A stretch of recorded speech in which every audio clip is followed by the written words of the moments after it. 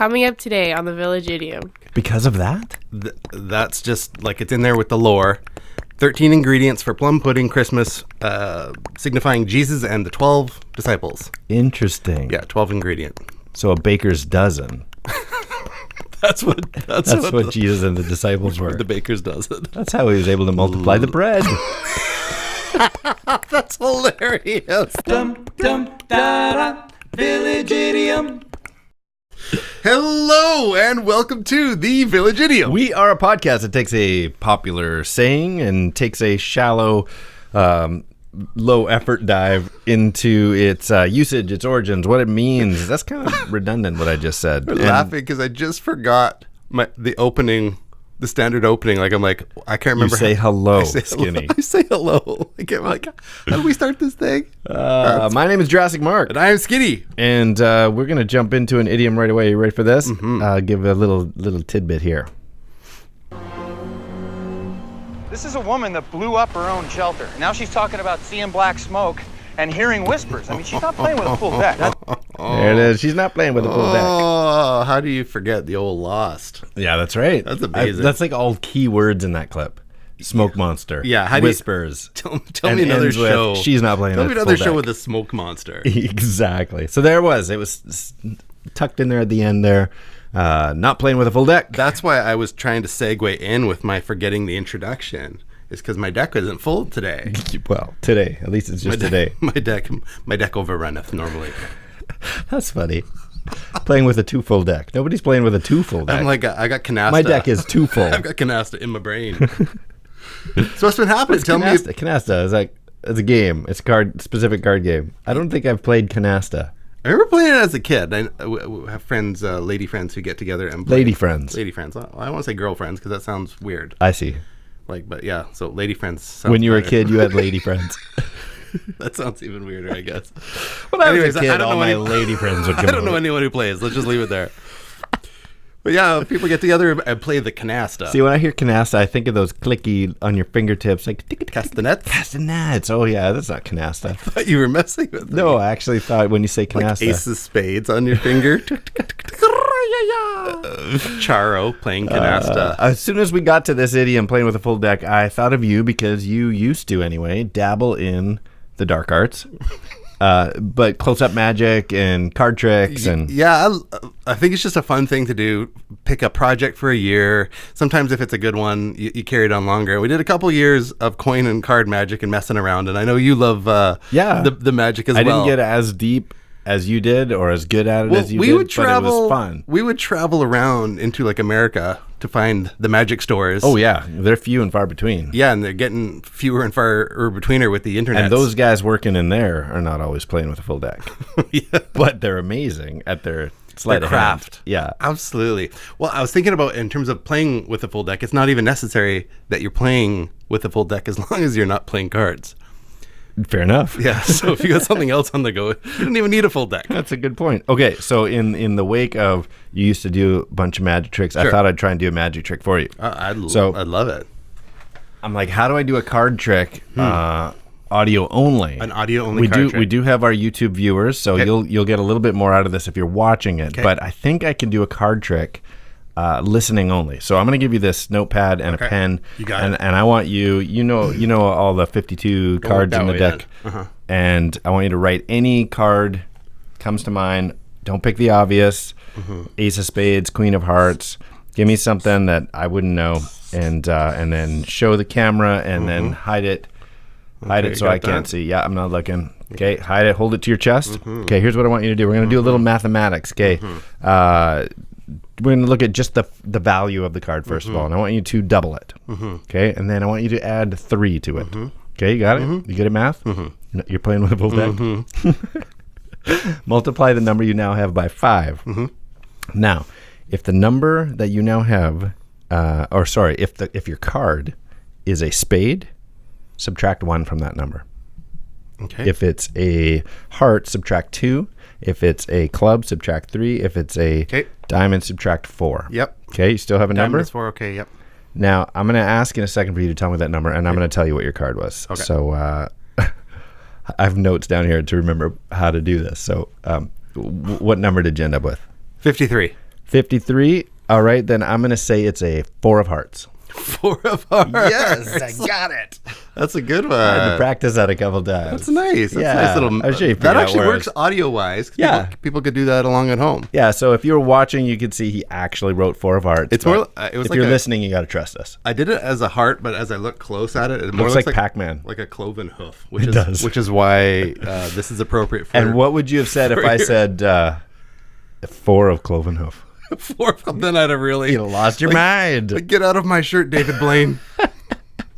David Blaine, if I find an ace of spades in the back of my pants. Those guys are hilarious. There you go. So not playing with a full deck means what?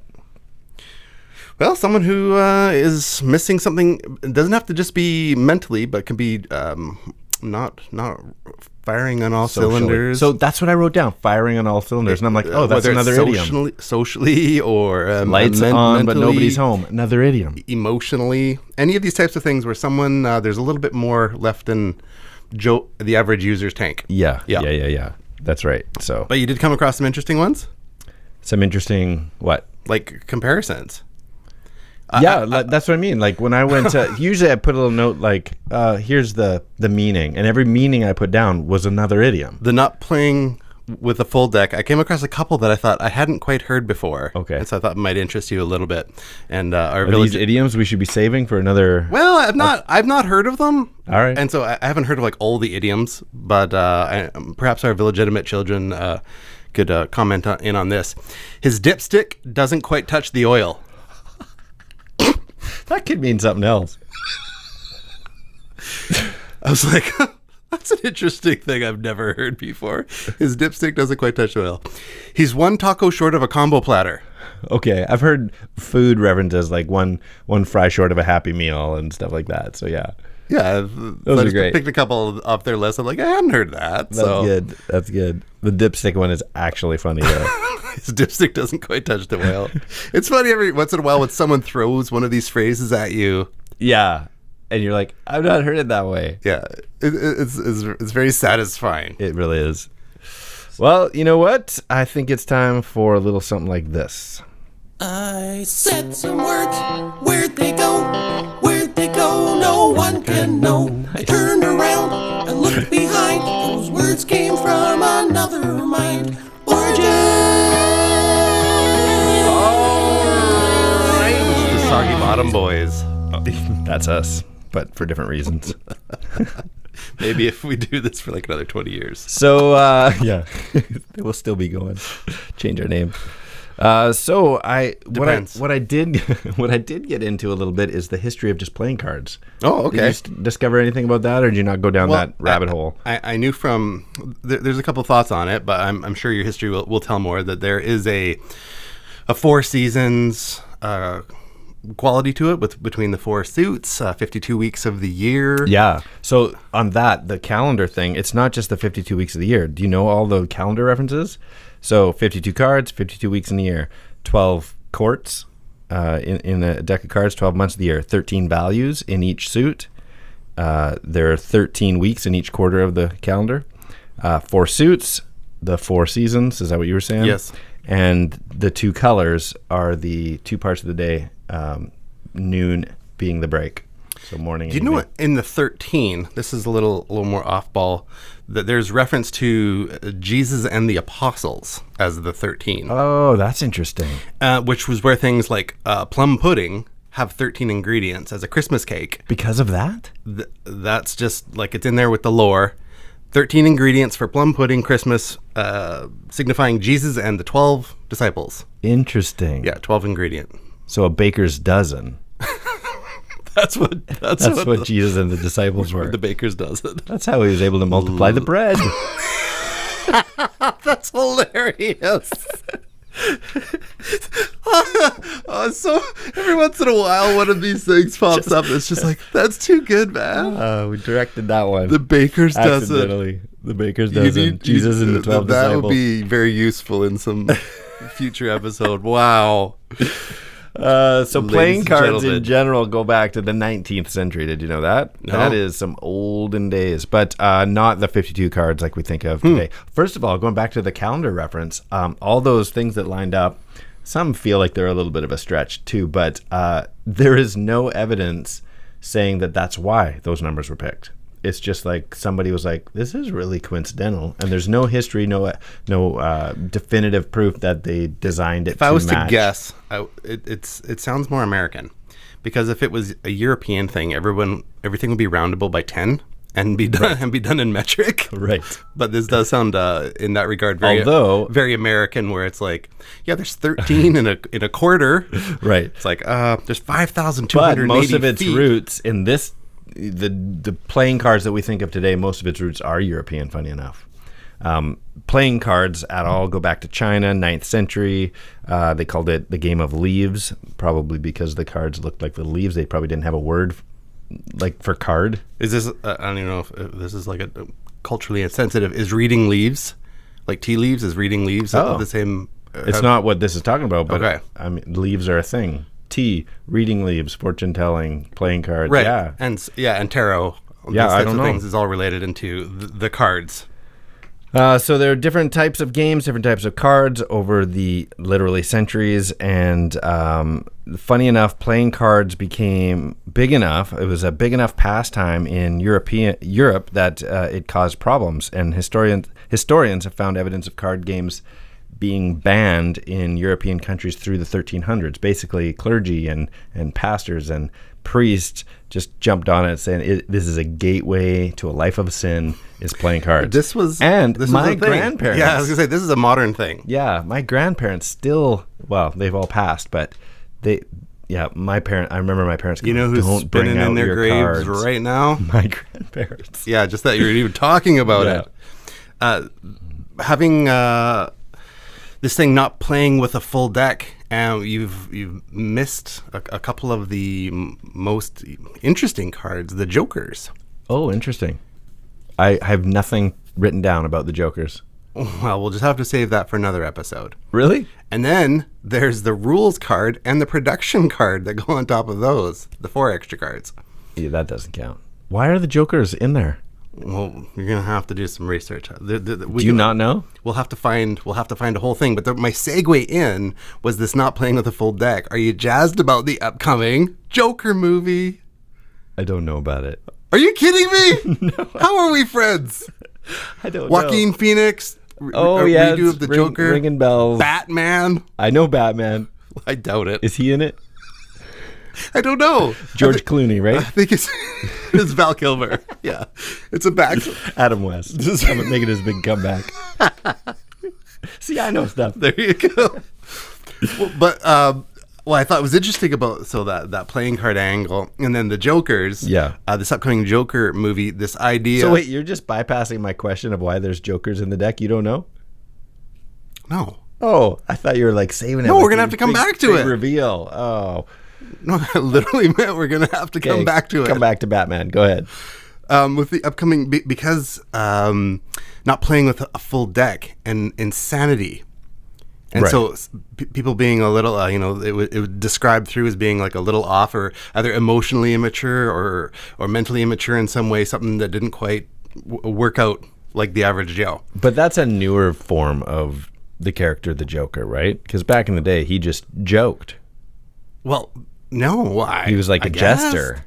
Because I don't think of him as the funny man. We have all the comics probably, with his origin stories and the chemicals and all that's a thing, isn't it? I don't know enough about like true comic book. Some comic book illegitimate child is going to need to chime in on this one.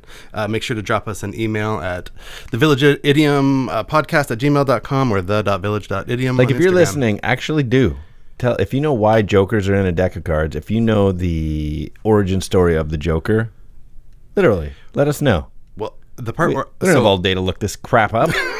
Get jobs. So moving into what I found interesting about the not playing with the full deck is that there is a line between insanity and genius that is a genetic line. One card. There's one card, the 53rd card. Yeah. Yeah. So I was reading through this article on the Telegraph in the UK. So it says there's a fine line between genius and madness because they share the same genes. This is what scientists have found. Psychologists have discovered that creative people have a gene in common, which is also linked to psychosis and depression.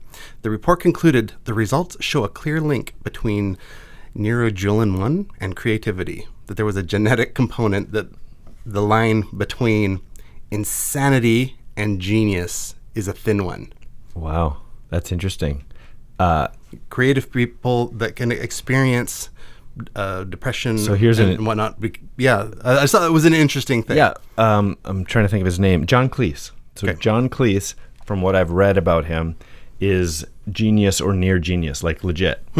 And so he releases that in the form of comedy and script writing and all those kinds of things.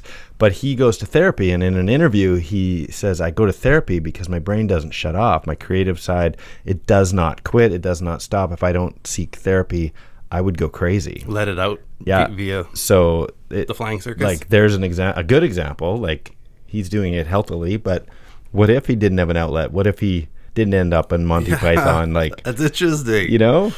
So is there like our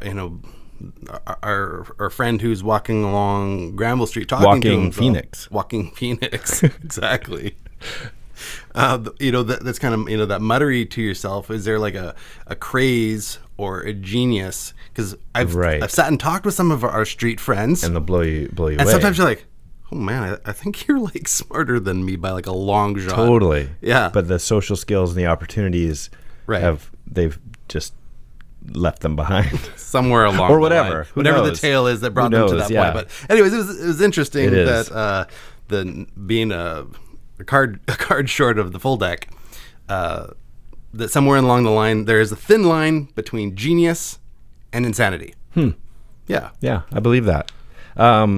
We haven't got to the origins of the idiom, but I'm going to give you a little bit more history because as the popularity, I'm going to read this so I get it right, as the popularity of playing cards skyrocketed in the 18th century, British rulers levied taxes on the sale of playing card decks to fund wars. That's how popular it was. Like they're funding wars by taxing playing cards. I'd heard that this was false. But wait. Okay. This part is true. This is like the tax is actually true. When a card deck owner had paid his tax, the ace of spades was stamped. It was the ace of spades. And it was stamped with a design indicating that the deck was legal. Forging the stamp or an ace of spades card was a crime punishable by death. This is all actual history. Thankfully, the trend of executing people for forged cards didn't last long, but the tax did. England's tax on playing cards wasn't abolished until 1960. That's insane. Yeah. Yeah. So the part that you're referring to, which is one of the false origins of Not Playing with a Full Deck, is that the taxation of those cards, people would, in order to dodge the taxes, they'd remove the ace of spades. Yeah. So you're not playing with a full deck, so you don't have to be taxed. This is so funny. Yeah. The tax dodging leaves you one short. So that is not where this comes from, but the taxing of decks of cards was a real thing. Isn't to fund wars reality way more Lifestyles. interesting? I know. Like, what are these politicians in Britain doing? I know. How are we going to pay for this war? I got an idea. We are going to make sure that the ace of spades is taxed. Did you know this? Did you know that the face cards, the monarchs on the cards, are real monarchs? Like even today, they represent real people. So there's like a one-eyed Jack out there somewhere. Yeah, I was gonna look that up and I forgot to. But in British and French card decks, the king cards are always shown as the same rulers, which are Charles, David, Caesar, and Alexander the Great. But the queen cards have varied. Pallas Judith, Rachel, Argene are the most popular one. And as far as it being an idiom, it just started getting used around the 1980s. It's new. Really? Yeah. Not playing with a full deck. It's new. It's younger than we are. It's interesting how many of those that there are. We discussed a few earlier. Wonder what the first one that kind of represents this bracket of idiom would be. Oh, I know what you mean, yeah. So I did find another one that caught me interesting. Half a bubble off plum. What does that even mean? So a plumb line. Oh. With the weight on a plumb line. Like, what? Half a bubble off a plum. And then the plum of a level. Yeah. And so that it not being like true and half level. A bubble off plum. Half a bubble off plum. How old is that? I don't know, but it was in that list that came up. Again, I hadn't heard of it either. Yeah, when I heard that this wasn't used as an idiom until 1980s, I was like, what? But I've always known it because we're 80s kids. Yeah. It's the 80s, and I'm down with the ladies. Where's that from? No idea. You hear that? I do. So, it's very important. There we go. I'll fix all of these things. How about this one? Have you heard of the British rule? No. So it's not set in stone. The value of cards is not set in stone depending on the games, but there's also the British rule, which means depending on who's in power in England, might make the queen or king a higher card. Oh, wow. Yeah, so if it's British rule, right now, the queen would be a more valuable card than the king. Sure. Right? Isn't that interesting? That is interesting. So in some places, that's just the way it is. It's British rule. So what would a Meghan Markle be? Meghan Markle be? She's a 10. Let me just lob it up for you. I didn't know what you meant. My bad. That's so funny. Yeah, so half a bubble off plum. Have a bubble off plum. Listen to this. Oh, forget it. I keep screwing up all the tech around here. Oh, here we go. Parsippany? Parsippany. Never should have left. Yeah, I got an Uncle Louis from Parsippany. Louis Fartini? No, Louis LaRusso. Louis LaRusso? Yeah. Don't know him. Hey, Pup. Hey, Pup. Right here. You thirsty, huh? She's crazy. What? She's not playing with the full deck, man. LaRusso has to be a karate kid. Right? You got the keywords in there, giving them away today. Yeah. Have you been watching the Cobra Kai? I haven't seen the second season. Have you seen the second season? Yes, it's delicious. I saw the first. I thought it was phenomenal. Yeah. I thought it was going to be terrible, to be honest. I'm No, like, this it is was- such a bad it was idea. good. And then you watch and you're like, they did this Yeah. so well. They really had it done up right. And did you see the list of executive producers? Kind of interesting. Will Smith is in there because when he did Karate Kid, or when Jaden did Karate Kid, Will Smith got somehow the licensing of whatever. So he's in there. You need permission to do Karate Kid anything from Will Smith right now. Oh, funny? yeah.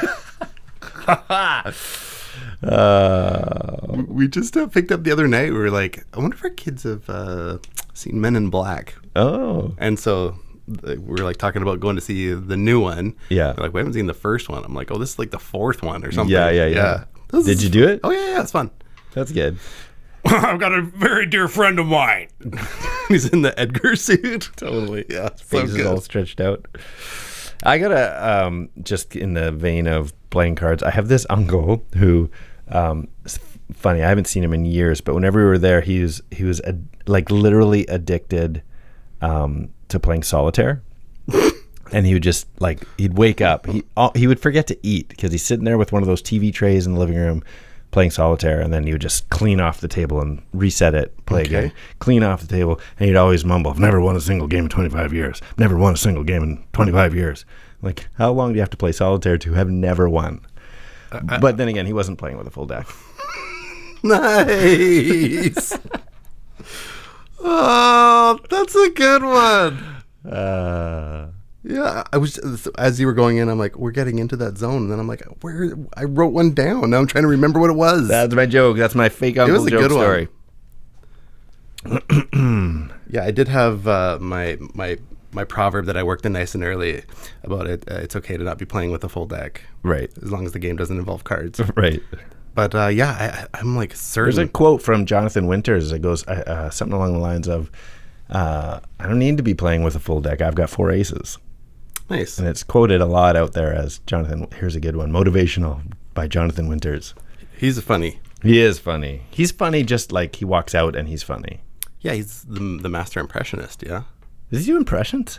doesn't he? Does he? I just remember him on Mork and Mindy. Yeah, he's a big impressionist. I don't remember that. Yeah. Well, what are we at? I guess we should start talking about Riddlelink. Well, you gave out the email address. Before we do, yes. So make sure you reach out to us at thevillageidiompodcast@gmail.com or the.village.idiom for Instagram. Drop us a DM there.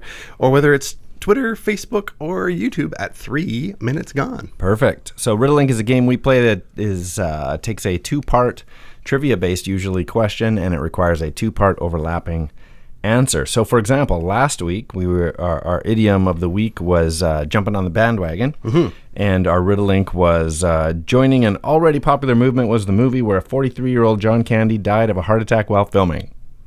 I didn't get it. You didn't get it. It was jumping on the bandwagon is the first half. Second half was Wagons East, his last movie that he filmed. I didn't even So jumping on the bandwagons east is the answer. So there you go. There's an example of an overlapping two-part This is a fantastic one. Well, I have a couple prepared for you. Let me start off with one. Okay. I'm not sure he's got all his marbles. Fa la la la la la la la la. Not playing with a full deck the halls. Yes. Let me give you the one I wrote down. When you aren't running on all cylinders, fa la la la la la la la la. Really? Yeah.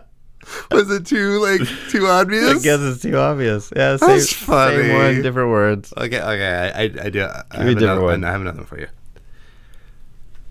Close to being level for a 13-ingredient Christmas cake. Half a bubble off the plum cake? Yeah. Oh, but you said cake. Half the bubble off the plum pie? Plum Christmas. Plum pudding. It's plum pudding. There it is. Half a bubble off the plum pudding. Which is so funny because it's not a pudding. No, but pudding means dessert in Britain. Those guys. It's wrong. I've got a pudding in my welly or willy or welly. Isn't that your trunk? Toss your welly? It's a boot. It's a boot. It's a boot. What's the back of your car? A boot. Really? Yeah. A welly is a boot. A trunk. A welly is a boot. And a boot is a trunk of your car. That's funny. There's got to be some funny British idiom in there. Okay, I've got one. I'm going to ask you to not answer. Okay. We'll throw this out to the Village Idiom children. You've heard how you can get in. And you know what? Actually, reach out. We've left some questions hanging there. Why are there jokers in the deck? What's the origin story of the Joker from Batman? And now we're giving you a riddle that you can answer. Where are we at with our shirt? We had some design come in. Yep. That loved one, but it wasn't because it was already copyrighted in some way that we weren't able to use. Right. But there's something else on the go that maybe our standards are so high. We've rejected 99 design. We have some standards. Suggestions. So we're still working on it. So we've got 99 designs, but a shirt ain't one of those. But a shirt ain't one of those. No, it's coming. Let's just say it's coming. Okay. We'll let you know. Fair enough. Well, let's send us home with a good one. All right. A full deck has this many cards when he performs California Love. Oh my. Is the cadence important there? No, let me do it again. I was going to try and sing it, and I couldn't remember the melody. That's why it came out like that. That's awesome. I think I remember now. A full deck has this many cards when he performs California Love. Is that better? California. That's it. That's the one. Party. Oh, well, that's fun. I really enjoyed putting things together today. I couldn't stand it. I hope, well, there it is for you. Enjoy or not, whatever. We're just having a good time.